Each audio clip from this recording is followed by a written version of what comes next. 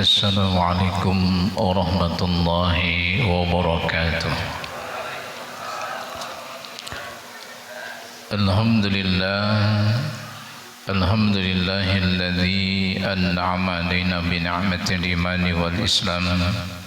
Asyhadu an la ilaha illallah wahdahu la syarika lah. Wa asyhadu anna Muhammadan abduhu wa rasuluh la nabiyya ba'dahu amma ba'du. Segala puja-puji bagi Allah Tuhan semesta alam, salawat dan salam bagi Rasul mulia Nabi Muhammad sallallahu alaihi wasallam. Bapak-bapak dan ibu-ibu jamaah salat maghrib yang dimuliakan oleh Allah Subhanahu wa taala. Alhamdulillah, puji syukur kehadiran Allah Subhanahu wa taala. Pada hari ini kita semuanya dalam keadaan sehat walafiat. Semoga Allah Subhanahu wa taala memberikan berkah di dalam hidup kita, diluaskan rezeki kita, dipanjangkan umur, ditambahkan keimanan dan ketakwaan, dibaikkan keluarga kita sehingga menjadi keluarga yang sakinah mawaddah warahmah, dibaguskan anak keturunan kita, semoga menjadi anak keturunan yang soleh dan solehah. Dan kelak pada masanya ketika Allah mewafatkan kita, semoga kita diwafatkan oleh Allah dalam keadaan husnul khatimah. Hari kiamat semoga Allah kumpulkan kita dengan kalangan para nabi, para siddiq, para syuhada dan orang-orang yang soleh. Untuk semua hajat dan keinginan kita yang baik agar dikabulkan oleh Allah baik dunia maupun akhirat. Al-Fatihah.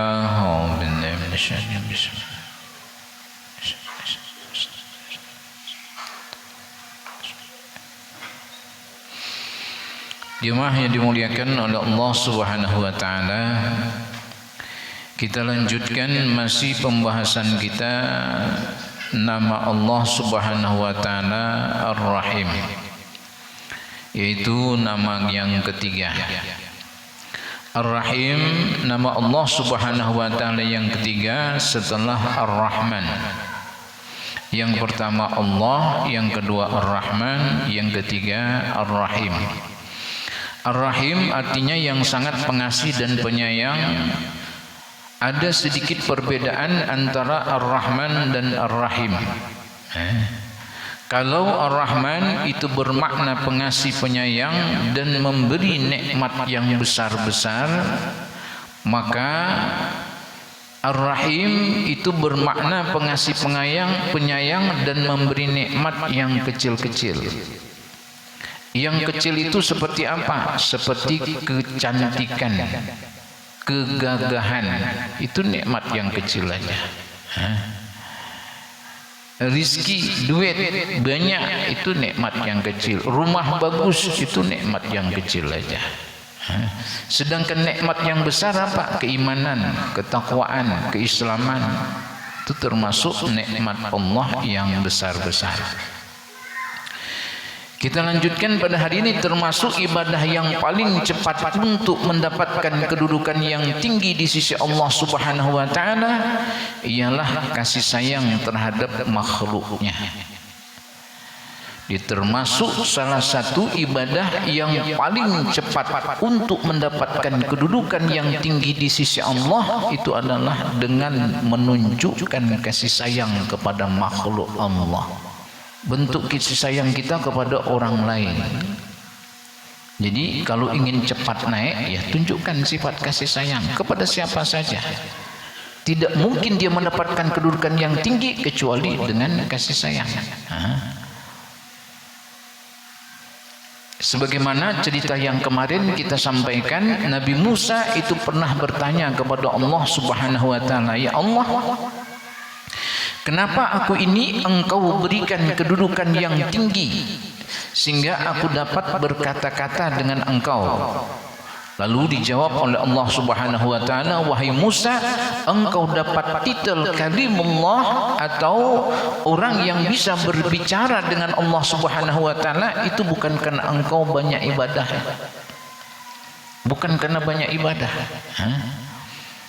Jadi bukan karena engkau banyak ibadah, bukan karena engkau banyak sosial, dan bukan karena engkau banyak puasa. Tetapi ingatlah oleh engkau wahai Musa, pada suatu hari engkau mengembala kambing milik mertuamu. Jadi tiba-tiba seekor kambing lari dan lepas daripada gembalaannya. Kemudian kambing itu engkau kejar sehingga melewati beberapa buah gunung dan akhirnya engkau dapat menangkapnya. Di waktu engkau menangkap kambing itu, sedikit pun engkau tidak merasa marah dan sedikit pun engkau tidak kecewa dengan kambing itu. Nah, ini penyebab Nabi Musa sehingga bisa berbicara, dianugerahi oleh Allah satu kemuliaan, bisa bertutur kata, berbicara dengan Allah. Apa sebabnya? Karena kasih sayang beliau kepada kambing. Coba, kambing lepas dikejar, naik gunung, turun gunung, naik gunung, turun gunung, ketangkap. Enggak ada rasa marah, enggak ada rasa kesel, enggak ada rasa kecewa. Coba kalau kita yang ngejar, selesai kambing itu. Jangankan menatap bininya, menatap matahari di esok pagi pun tidak sempat. Kenapa? Kambing guling. Kenapa kambing guling? Kesal bujur kita. Ini kambing tidak beres, ini mucil bujur, ini kambing ini selesai sembelih memang. Nabi Musa nggak ada sedikit pun kecewa. Itu sebabnya diberikan anugerah oleh Allah sehingga bisa berbicara dengan Allah Subhanahu wa taala, bukan karena amal ibadahnya. Kalau ada orang ahli sholat, ahli ibadah, jidatnya rata, bukan hanya hitam, rata. Kenapa rata? Kebanyakan sujudnya. Tapi dia tidak menunjukkan kasih sayang kepada makhluknya, nggak bakalan bisa diangkat untuk mendapatkan kedudukan yang tinggi di sisi Allah. Ujar Allah, sorry lah, aku angkat ikam kepada dudukan yang tinggi biar jidat ikam itu bagusnya luar biasa, hitam, kulihat hitamnya bagus pulang, ada kembang-kembang pulang hitam itu. Tapi ikam kada bakalan ku angkat ke derajat yang tinggi sebab ikam kada bagus lawan makhlukku. Punya kucing di rumah 15, hijrah semuanya. Kenapa hijrah? Jangankan daging iwak, daging ikan, tulangnya gini di presto. Ujar kucing sebelah, ujar kucing tetangga, kenapa bubuhan ikam 15 berhijrah semuanya itu? Ujar kucing yang 15, taulah ikam pemilik rumah itu, jangankan daging iwak, tulang gini di presto, nyata-nyata hakku, jatahku masih dimakan juga lepaninya. Ngapain aku tinggal di situ? Lebih baik ku tinggalkan pelit sampai ke tulang belulang, ku ingati itu. Nggak bakalan naik kita derajat kita kalau pelit lawan orang.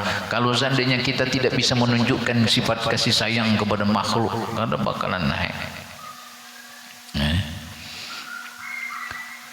Jemaah yang dimuliakan oleh Allah Subhanahu wa taala. Dengan sebab engkau sayang terhadap makhlukku, kata Allah, maka engkau berhak untuk mendapatkan titel kalimullah. Ini adalah salah satu bukti sebagaimana apa yang telah disebutkan oleh Rasulullah sallallahu alaihi wasallam di dalam sebuah hadisnya, irhamu man fil ardi yarhamkum man fis samai. Sayang yang di atas permukaan bumi, kelak yang di langit pun akan sayang kepada engkau. Untuk mendapatkan sayang yang di langit, tunjukkan dulu sayang di bumi. Kalau kita tidak menunjukkan kasih sayang kepada yang di bumi, jangan berharap mendapatkan kasih sayang di langit. Sayangi anak-anak kita, bini-bini kita. Bini kita aja Pak, kalau usah bini orang. Kada susah kok, bini kita aja. Bini orang itu kan usah diurus, terserah aja itu. Bini kita tunjukkan kasih sayang. Karena bila datang waktu ulang tahunnya, tukarkan yang kuning-kuning. Senang hati bini itu, berbunga-bunga rasa hatinya. Pak Ustadz, aku sudah tukarkan yang kuning sebagaimana ceramah Ustadz, tapi kenapa biniku masih marah juga? Pian nukar kuning apa? Nasi kuning Pak Ustaz. Oh iya. Nyatanya sari lawan pian. Maksudnya kuning-kuning itu yang 0,5 gram kah? Yang 1 gram kah? Kada usah yang sampai 80 kilogram. Itu Mas Anton itu. Oh, usah yang Mas itu. Jemaah yang dimuliakan oleh Allah Subhanahu wa taala, irhamu man fil ardi yarhamkum man fis sama. Artinya sayangi oleh kalian orang-orang yang ada di bumi, niscaya yang di langit pasti akan sayang terhadap kalian. Orang yang tidak mempunyai rasa kasih sayang terhadap makhluk Allah Subhanahu wa taala, ia tidak akan mendapatkan kedudukan yang tinggi di sisinya. Seseorang yang sudah dapat derajat yang tinggi pun apabila satu saat hilang kasih sayangnya, maka ia akan dihapus oleh Allah Subhanahu wa taala derajat dari kedudukannya itu, dihapus oleh Allah daripada kedudukannya yang tinggi. Di dalam satu riwayat ada seorang aulia yang menyembelih sapi di hadapan anak sapi. Menyembelih sapi di hadapan anaknya. Berarti yang disembelih kalau tidak anak, bapaknya, mamaknya. Menyembelih induk sapi di hadapan anaknya. Dan si aulia tadi tidak menjaga perasaan daripada anak sapi tersebut. Dan tidak lama sesudah itu si aulia tadi dicabut oleh Allah Subhanahu wa taala akan kewaliannya. Dan akhirnya menjadi olok-olok orang. Hanya karena sedikit saja hal yang dilakukan, yaitu tidak kasih sayang terhadap makhluk Allah Subhanahu wa taala. Coba nyembelih sapi di hadapan anak sapi, dicabut kewaliannya. Kita bukan hanya menyembelih sapi di hadapan anak sapi, malah ngolok-ngolok sapinya. Giliran nikam berikutnya lah. Ngasah parang di hadapannya, serak, srek, serak, srek. Lalu dilihat oleh sapi, apa ini kamu lihat? Kamu berikutnya tahu lagi. Ya, bujur-bujur harus menunjukkan kasih sayang. Mestinya kayak apa menyembelih sapi itu? Menyembelih sapi itu jangan di hadapan sapi yang lain. Lanjutnya itu sakit mukanya itu. Kucing, Pak, begitu dia jalan bagus-bagus, tendang aja, teplanting aja. Kira-kira kucing itu diamkah atau dia teriak? Teriak. Kenapa dia teriak? Sakit. Cuma dia tidak ngomong. Sebenarnya dia ngomong, cuma pian gak paham. Kalau Pak Ustadz, insya Allah saya tidak paham juga, tapi tahu kira-kira itu. Nah, itu seperti itu. Jemaah yang dimuliakan oleh Allah Subhanahu wa taala.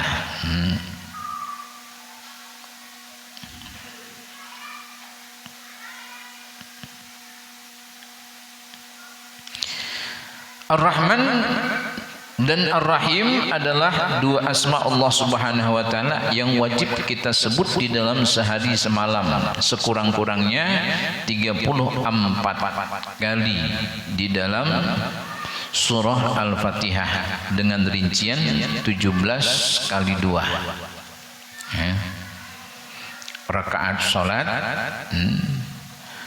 fardu, Allah Subhanahu wa taala tidak mewajibkan menyebut namanya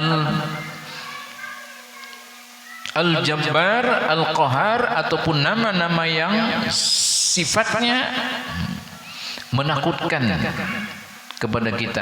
Lain halnya dengan Ar-Rahman dan Ar-Rahim, mewajibkan menyebut nama tersebut. Ini adalah isyarat dari Allah Subhanahu wa taala kepada kita agar kita selaku hambanya tidak meninggalkan kasih sayang kepada sesama di dalam kehidupan. Ini isyarat oleh Allah. Jadi makanya Ar-Rahman Ar-Rahim itu paling banyak diulang. Kenapa tidak disebut Al-Qahar? Kenapa disebut Al-Jabbar, Al-Qahar? Karena nama itu menakutkan. Tapi disebut kita Ar-Rahman Ar-Rahim, artinya apa? Nama ini adalah nama kasih sayang, sehingga paling banyak disebut. Itu isyarat bagi kita untuk semakin banyak menunjukkan kasih sayang. Semakin banyak kita sholat, semakin banyak kasih sayang yang kita tampakkan. Ini tidak, semakin kita banyak sholat, semakin banyak kita kelahi lawan orang. Kada boleh dilihat, apa kamu lihat-lihat, kada senangkah? Mana ada orang lihat kita itu kada senang?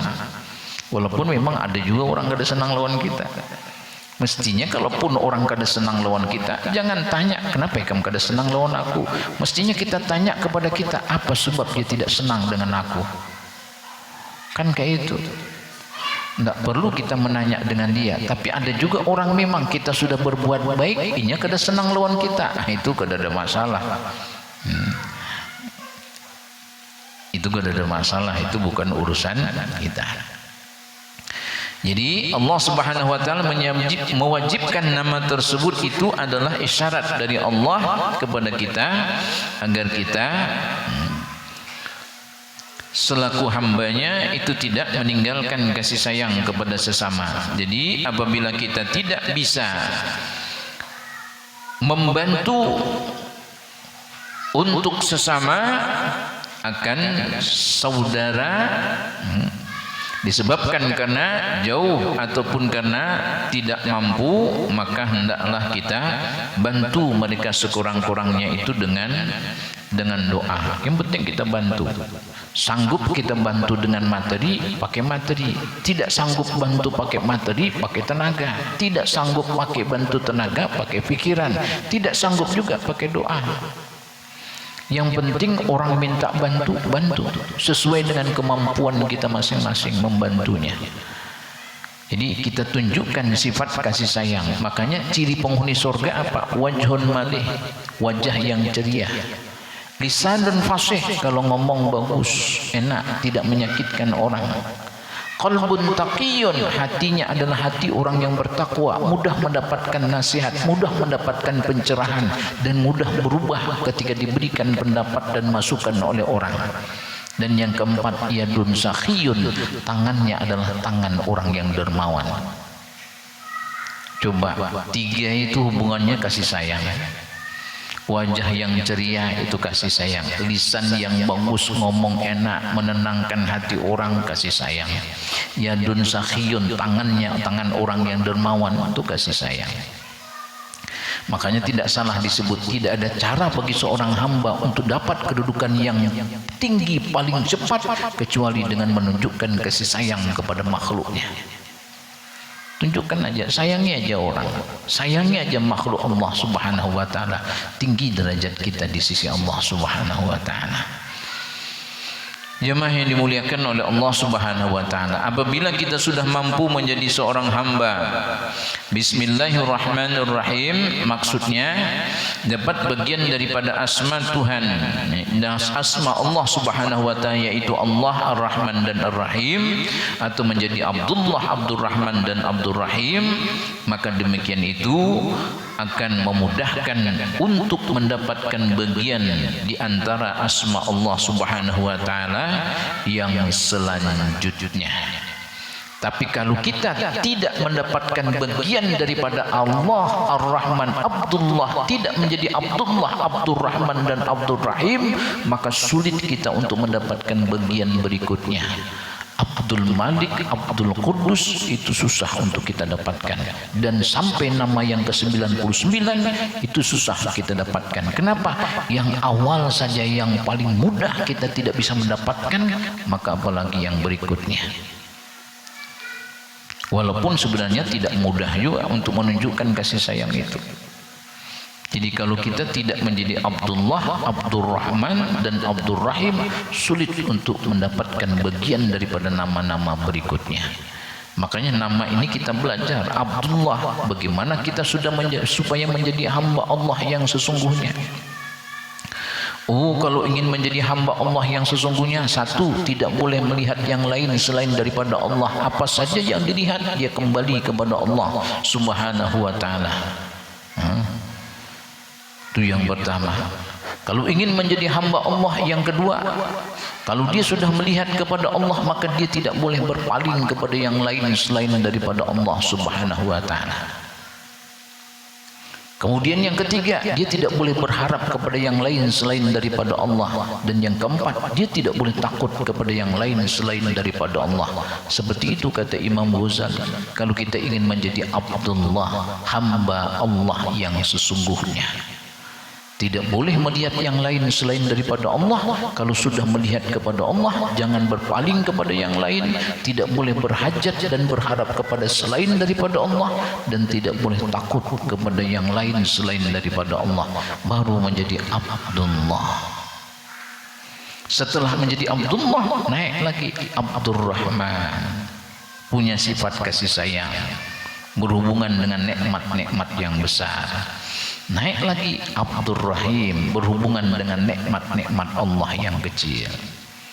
Kalau sudah seperti ini, sudah menjadi Abdullah, Abdurrahman dan Abdurrahim, maka mudah bagi kita untuk mendapatkan bagian di antara asma Allah Subhanahu wa ta'ala yang selanjutnya. Karena yang pokok daripada seluruh asma Allah Subhanahu wa ta'ala adalah asma Allah yang tiga tersebut. Jadi kalau diurut-urut, tiga nama ini, semua nama ini kembali kepada nama Allah itu. Makanya Al-Quran dimulai dengan kalimat Bismillahirrahmanirrahim. Bacaan Al-Fatihah dimulai dengan Bismillahirrahmanirrahim. Kullu amrin dibalin la yubda'u bi bismillah fahuwa aqta. Semua perbuatan baik tidak dimulai dengan kalimat bismillah, maka dia terputus, tidak ada hubungannya dengan Allah Subhanahu wa ta'ala. Makanya kalimat ini penting. Makanya karena penting diulang-ulang terus. Di dalam sholat kita ulang-ulang terus Bismillahirrahmanirrahim. Untuk apa? Supaya kita dapat bagian daripada tiga nama ini, supaya kita menjadi Abdullah, Abdurrahman dan Abdurrahim. Jemaah yang dimuliakan oleh Allah Subhanahu wa ta'ala, selesai. Jadi adalah asma Allah Subhanahu wa ta'ala yang tiga tersebut, yaitu Allah, Ar-Rahman dan Ar-Rahim. Wallahu a'lam bissawab. Jemaah yang dimuliakan oleh Allah Subhanahu wa ta'ala, itu sambungan pelajaran kita yang kemarin berkenaan dengan Ar-Rahim. Kemudian kita lanjutkan sedikit nama yang berikutnya. Mengenal nama Allah Subhanahu wa ta'ala Al-Malik. Al-Malik adalah nama Allah Subhanahu wa ta'ala yang keempat. Al-Malik artinya yang memiliki dan menguasai segala sesuatu dengan tidak terbatas. Memiliki dan menguasai sesuatu dengan tidak terbatas, itu artinya Al-Malik. Dengan kata lain, dia Allah Subhanahu wa ta'ala seorang raja. Siapa itu raja? Yang menguasai dan memiliki segala sesuatu dengan tidak terbatas. Itu Allah Al-Malik. Kalau kita raja manusia ini terbatas, tapi kalau Allah enggak ada batasnya. Kerajaan manusia dibatasi, wilayahnya dibatasi, kekayaannya dibatasi, bahkan kerajaannya pun dibatasi. Lama dia memimpin kerajaannya itu dibatasi. Begitu dia meninggal dunia, selesai kerajaannya, digantikan oleh orang yang lain. Tapi raja yang dimaksud ini dia tidak terbatas. Dia dunia, dia raja, akhirat dia raja juga. Maliki yaumiddin, dia juga raja di hari pembalasan. Hari kiamat dia juga raja. Dunia dia raja, akhirat dia raja. Makanya disebut yang memiliki dan menguasai segala sesuatu dengan tidak terbatas. Dengan kata lain, dia Allah Subhanahu wa ta'ala, Allah Subhanahu wa ta'ala seorang raja apapun yang, tapi bedanya Allah punya kekuasaan tidak terbatas, tapi tidak pernah membuat kerusakan, tapi berbuat kebaikan. Tapi raja yang di dunia ini yang disebut manusia itu bila sudah diberikan kekuasaan, maka kekuasaannya sering merugikan orang. Beda pulang, Allah kekuasaannya tak terbatas tapi tidak berbuat kerusakan. Manusia kekuasaannya terbatas tapi banyak berbuat kerusakan. Kenapa? Karena manusia itu mucil, dulu manjahula, dolim lagi bodoh manusia itu. Kenapa? Karena dia belum memahami Al-Malik yang sesungguhnya. Kalau dia paham dengan Al-Malik sesungguhnya, dia tidak akan berbuat kerusakan. Tidak layak seorang raja untuk berbuat kerusakan. Kenapa? Sebab dia adalah seorang raja. Mestinya seorang raja itu bersifat sebelumnya Ar-Rahman dan Ar-Rahim. Mungkin orang punya sifat kasih sayang itu berbuat kerusakan di atas permukaan bumi. Jemaah yang dimuliakan oleh Allah Subhanahu wa taala. Seorang hamba itu tidak mungkin menjadi seorang raja yang mutlak seperti Allah Subhanahu wa taala. Kalaupun ada hamba yang menjadi raja ataupun ia disebut sebagai malik, yang demikian cuma merupakan kata pinjaman ataupun majaz. Karena yang sebenarnya raja cuma Allah Subhanahu wa taala. Jadi kalaupun ada raja di dunia itu pinjam aja kata-katanya, majaz saja itu. Sebenarnya raja sesungguhnya cuma Allah, enggak ada yang lain. Kenapa? Sebab hanya Allah saja yang memiliki kekuasaan yang tidak terbatas. Amun yang masih terbatas sebenarnya tidak layak disebut raja. Bagaimana dia disebut raja sementara masih dibatasi dengan kekuasaan-kekuasaan yang lain? Tapi Allah nggak ada satupun yang sanggup membatasi.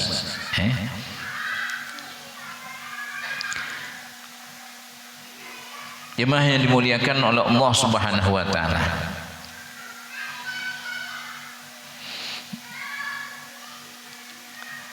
Karena Al-Quran dengan tegas menjelaskan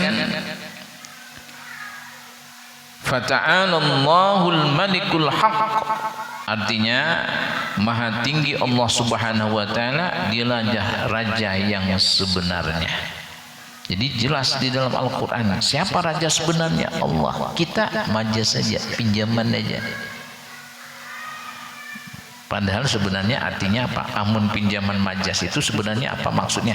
Ikam bukan raja. Cuma karena dianggap aja ikam sebagai raja. Tapi ujar Allah, akulah yang raja. Engkau tidak sanggup mengurusi dirimu dan nyawamu, tapi aku sanggup untuk mencabut nyawamu, kata Allah. Yang raja sesungguhnya yang kayak itu. Kalau yang di dunia ini raja-rajaan aja ini itu. Para ulama, anbiya dan para rasul semuanya itu menyuruh kita agar selalu dekat dengan maharaja, yaitu agar kita menjadi seorang hamba Al-Malik, Abdul Malik. Kita bisa melihat dan membayangkan betapa senangnya hidup seseorang dan bahagianya ia kalau ia dekat dengan seorang raja yang memiliki kekuasaan yang tidak terbatas dan memiliki segala sesuatu dengan kepemilikan yang mutlak. Jadi kita kalau dekat dengan raja di dunia saja itu senangnya luar biasa, apalagi kita dekat dengan raja yang memiliki kekuasaan yang tidak terbatas, itu tentu lebih menyenangkan. Jadi kalau kita memahami bahwa yang sebenarnya raja adalah Allah, maka mestinya kita harus dekat dengan raja yang sebenarnya ini. Sebab apa? Sebab hanya Allah yang memiliki kekuasaan yang mutlak. Sebagai perbandingan, bayangkanlah betapa senangnya hidup seseorang apabila ia dekat dan akrab dengan raja-raja dunia, raja-raja kecil, padahal kekuasaan mereka itu sangatlah terbatas. Oleh karena itu, tidaklah Tidaklah aneh apabila raja-raja kecil tadi itu turun, dengan otomatis turun juga orang-orang yang dekat dengan mereka. Jadi kalau kita dekat dengan raja-raja yang kecil ini, begitu raja itu meninggal, raja itu turun, selesai. Tapi kalau kita dekat dengan raja yang sesungguhnya Allah Subhanahu wa Ta'ala, meninggal pun kita tetap dekat dengannya. Nggak ada satupun yang sanggup membatasi. Kenapa? Karena kekuasaannya mutlak. Mutlak itu kan ada yang bisa membatasinya. Waktu tidak bisa membatasi, kematian dan kehidupan pun tidak bisa membatasinya. Itu saking hebatnya raja yang kita dekat. Kalau kita dekat dengan raja aja luar biasa senang. Biar usah dekat dengan raja, biar dekat dengan presiden aja. Sefoto-fotonya tempel di rumah. Kalau usah presiden dekat dengan gubernur, foto srek tempel. Kenapa? Biar orang tahu aku parak lawan gubernur nih.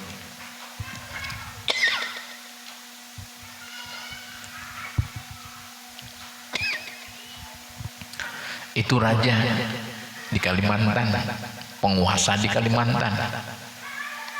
Dan penguasa itu pun terbatas kekuasaannya. Begitu turun, nah ada lagi. Lawan siapa kita parak berikutnya, nggak ada tahu, nggak ada kenal. Kalau kita kenal dengan beliau, enak kita. Semua segala sesuatu gampang urusannya. Tapi kalau kita tidak kenal, begitu turun selesai juga kita. Tidak ada lagi yang kita bisa banggakan. Tapi kalau seandainya kita dekat, ini dekat dengan raja dunia, apalagi kita dekat dengan raja akhirat, raja yang sesungguhnya Allah Subhanahu wa Ta'ala, tentu sangat menyenangkan hati kita. Kenapa? Dekat dengan Allah Subhanahu wa Ta'ala. Jemaah yang dimuliakan oleh Allah Subhanahu wa Ta'ala, lain halnya kalau seseorang itu dekat dengan Malik Allah, raja yang sebenarnya, maka alangkah senang hidupnya dan bahagia ia. Karena Allah Subhanahu wa Ta'ala adalah raja dari segala raja, dan Allah Subhanahu wa Ta'ala tidak berhajat kepada siapapun, bahkan sebaliknya selain daripada berhajat kepadanya, selain daripada Allah, semuanya berhajat kepada Allah Subhanahu wa Ta'ala. Tapi Allah enggak ada berhajat kepada siapapun. Allah kada berhajat lawan kita. Kita menyembah Allah, tidak menyembah Allah, kada ada masalah. Ujar Allah, aku kada berhajat lawan ikam sembahkah kada sembahkah kada lurus, tetap aku mulia, tetap aku raja, tidak berkurang pun sedikit kekuasaanku. Tapi yang rugi ikam sorangan. Begitu meninggal dunia, tunggu aja ikam. Kada mau sholat, kada mau ibadah. Jangankan sebelum meninggal, masih hidup begini sudah diancam oleh Allah Subhanahu wa Ta'ala. Maka oleh karena itu, jemaah yang dimuliakan oleh Allah Subhanahu wa Ta'ala, kalau kita senang dekat dengan raja-raja yang ada di dunia, mestinya kita lebih senang kalau dekat dengan raja yang sesungguhnya ialah Allah Subhanahu wa Ta'ala. Mungkin ada benar. Subhana rabbika rabbil izzati amma yasifun wa salamun ala mursalin walhamdulillahi rabbil alamin. Subhanakallahumma bihamdika asyhadu an la ilaha illa anta astaghfiruka wa atubu ilaih. Billahi taufiq wal hidayah. Assalamualaikum warahmatullahi wabarakatuh.